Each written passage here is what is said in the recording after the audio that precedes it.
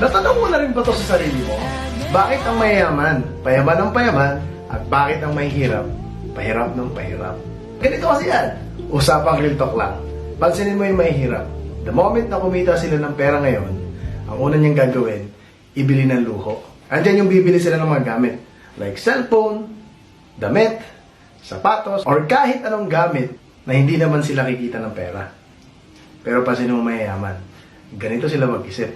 Pag kumita sila ngayon, ang unang-una nilang gagawin, maghahanap sila ng panibagong investment para kumita pa yung pera nila. At kapag kumita na yung mga negosyo nila at investment, doon na sila bibili ng mga luho nila. Ibig sabihin, nagkakatalo kung paano ka mag-isip. Ito lang tanong ko sa'yo, pahirap o payaman ka ba mag-isip? Kaya ngayon pa lang, umpisa mo na din magnegosyo. Dahil alam ko, kayang-kaya mo din to.